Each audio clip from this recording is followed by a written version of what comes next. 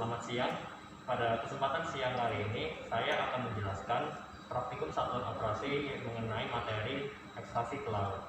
Nah, pada dasarnya ekstraksi pelarut ini adalah mengekstraksi minyak yang ada dalam sampel menggunakan pelarut.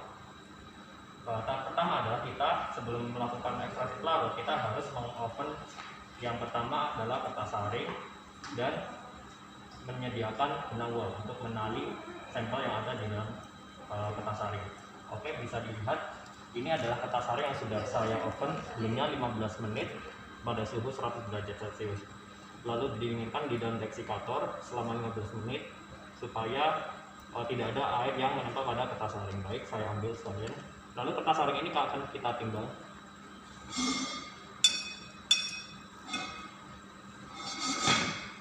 Kita akan menuju timbangan analitik. Kita tarik terlebih dahulu untuk mengetahuinya.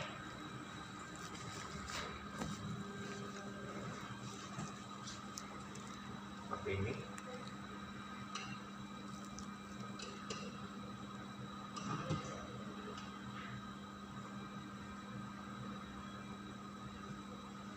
Lalu dari kertas saring yang telah ditimbang itu dicatat, lalu kita masukkan kacang atau sampel kita, yaitu berupa kacang tanah sebanyak 2 gram. Kita masukkan ke dalam kertas saring secara teliti 2 gram dari berat awal kertas saring.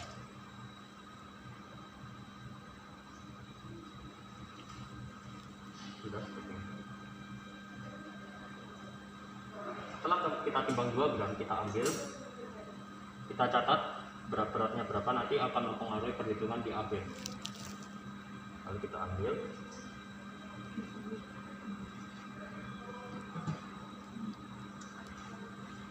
nah setelah itu kita membungkus sampel yang ada pada ini, kertas saring ini seperti ini.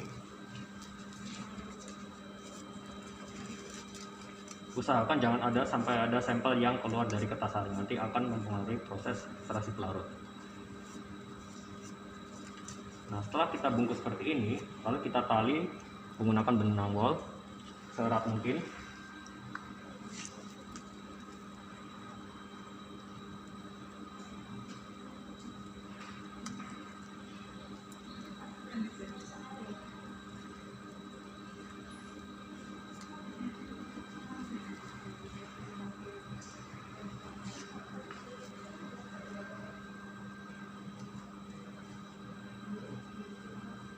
Nah, dari sampel yang kita peroleh hari ini, setelah kita bungkus menggunakan kain saring dan kita tali, lalu kita masukkan ke dalam alat yang namanya ekstraksi, alat yang bernama soklet. Pada hari ini kita akan melakukan praktikum, yaitu ekstraksi pelarut menggunakan metode soklet. Ya, bisa kita lihat di sini ada beberapa rangkaian soklet terdiri dari 3 rangkaian, yaitu yang pertama adalah labu soklet ini. Nah, labu soklet ini adalah labu yang digunakan untuk menampung hasil ekstraksi yang berupa minyak kasar yang telah diperoleh, dan juga ini berfungsi untuk menampung pelarut yang dituang. Lalu yang kedua adalah chamber ini. Pada chamber ini terdapat 3 rangkaian, yaitu yang pertama ini ada yang besar, ini adalah tempat untuk diletakkannya sampel, nanti sampelnya akan jatuh di bawah. Dan yang kedua ini adalah sifon yang prinsipnya seperti pipa kapiler, yang dimana udara yang terperangkap akan terbawa ke bawah sehingga minyaknya akan turun. Dan yang ketiga ini adalah pipa V, berfungsi untuk apabila pelarut yang di bawah labu ini menguap, akan melalui jalur pipa V ini yang melalui namanya proses evaporasi. Dan di atasnya alat ini terdapat yang namanya adalah kondensor. Kondensor ini namanya kondensor, berarti berfungsi sebagai proses kondensasi, di mana pelarut yang menguap itu mengalami proses kondensasi yang dia itu berubah fase gas menjadi cair, yang dimana pelarut yang melalui pipa V ini akan melalui kondensor yang akan berubah menjadi cair karena proses kondensasi. Nah, dari pelarut yang berubah menjadi cair ini akan turun menuju sampel yang ada di dalam ini, sehingga pelarut yang menuju sampel ini akan melarutkan minyak yang ada pada sampel yang akan ditampung ke dalam labu soklet ini. Jadi rangkaiannya kurang lebihnya seperti ini. Nah, untuk alat-alat selain alat soklet ini adalah yang pertama ini adalah water bed untuk memanaskan air dan memanaskan pelarut sehingga pelarutnya akan menguap. Dan yang kedua adalah penahan ini, berfungsi untuk menahan coklat supaya tidak goyang. Dan yang ketiga adalah vakum ini, pompa ini. Pompa ini berfungsi untuk membawa air dingin yang akan melalui kondensor sehingga kondensor harus dalam keadaan dingin. Baik, pada saat ini kita akan langsung saja mendemonstrasikan bagaimana merangkai alat coklat. Mari kita.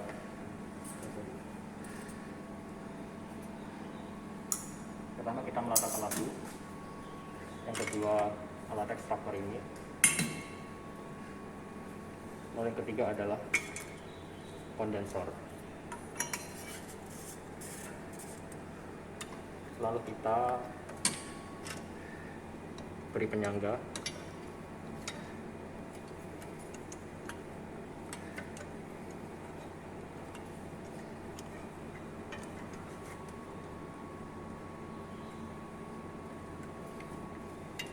Kita sanggah alat coklat ini supaya tidak jatuh. Dan pastikan harus lurus juga. Seperti ini. Oh ya, dan untuk catatan juga di dalam waterbed ini sudah terisi aquadesk. Di dalam waterbed seperti ini.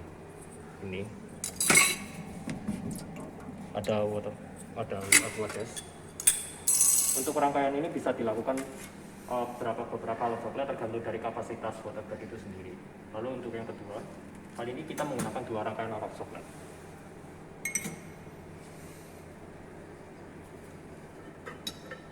Kita turunkan.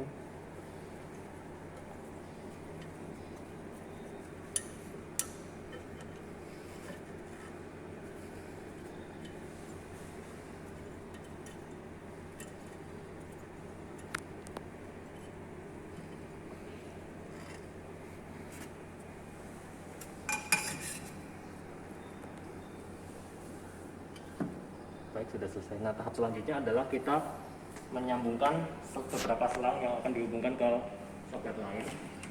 Di sini saya menggunakan selang. Yang pertama adalah yang paling penting, kita memasang selang dari pompa ini ke alat coklat yang pertama. Seperti ini. Kita pasang bagian rangkai bawah dulu. Nah, setelah itu kita ambil selang yang lain, kita pasang kondensor dari atas coklat pertama, kita pasang ujung PP yang lain ke kondensor yang kedua dari bawah. Seperti ini. Nah, bagian alat coklat terakhir ini kita hubungkan menuju kembali ke tampungan air yang ada pompa vakum, pompanya. Jadi seperti ini. Dari ujung atas ini, kita sambungkan menuju ke penampung air ini.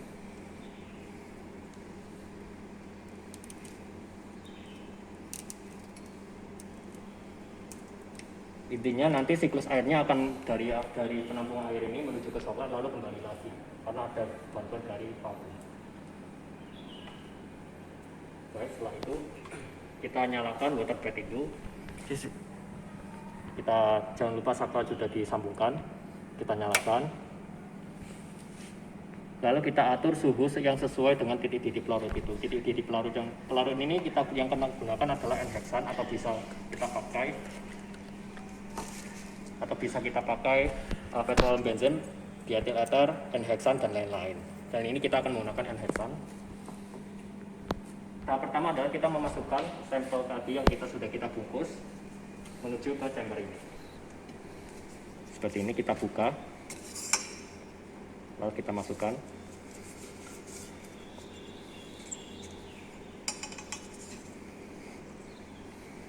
Lalu kita masukkan yang lain lagi. Seperti ini.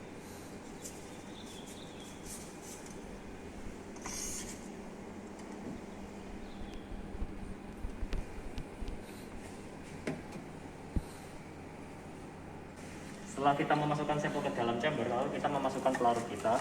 Cara memasukkannya adalah seperti ini, kita buka pelarut, kita buka sedikit karena pelarut ini mudah untuk menguap.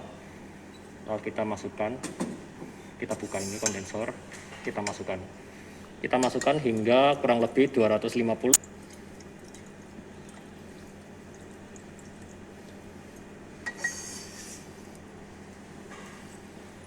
ini. Lalu kita masukkan ke ujung yang lain.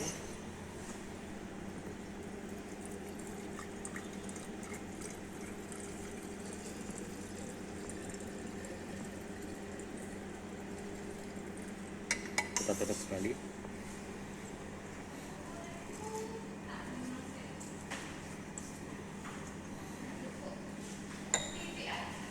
Nah, seperti yang tadi saya bilang, katakan tadi, air harus dalam keadaan dingin karena untuk mendinginkan kondensor yang berfungsi untuk mengubah fase gas menjadi cair. Nah, di sini saya memasukkan es batu supaya lingkungannya tetap dingin, menjaga lingkungan dingin.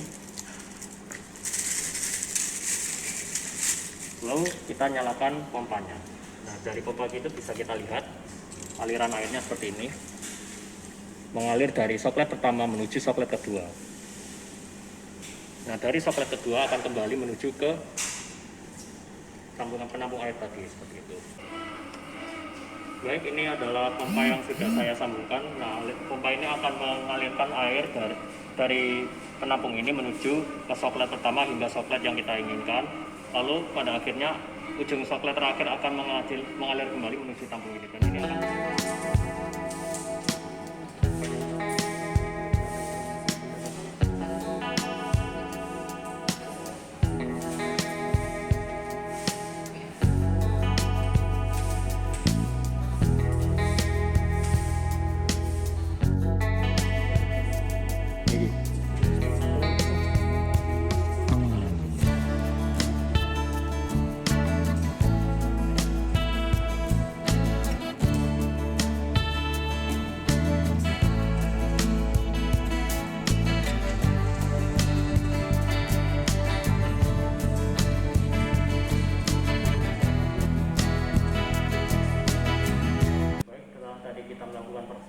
dari berbagai macam proses yang kita lakukan tadi adalah berbagai macam siklus. Berikut merupakan hasil perolehan minyak dari hasil ekstraksi setelah pelarut yang kita uapkan. Bisa kita lihat ini adalah hasil minyak yang tertampung dalam labu soklet seperti ini. Terdapat cairan warna kuning bening. Ini adalah hasil dari minyak kasar sampel kacang tanah. Nah, prosedur selanjutnya adalah kita harus menguapkan sisa pelarut yang ada dalam labu ini supaya diperoleh minyak total. Jadi minyak ini sudah tidak tercampur dengan pelarut yang tersisa. Dan selain itu juga kita harus mengoven tadi sampel yang sudah kita ekstrak. Tadi sampel ini masih bisa kita timbang untuk mengetahui berat hasil ekstraksi yang telah kita lakukan. Kita oven dengan suhu 100 derajat Celcius selama kurang lebih 15 menit hingga mendapatkan berat konstan.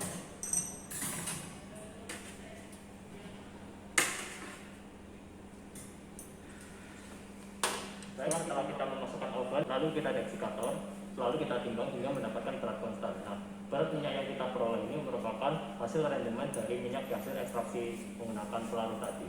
Sekian, terima kasih.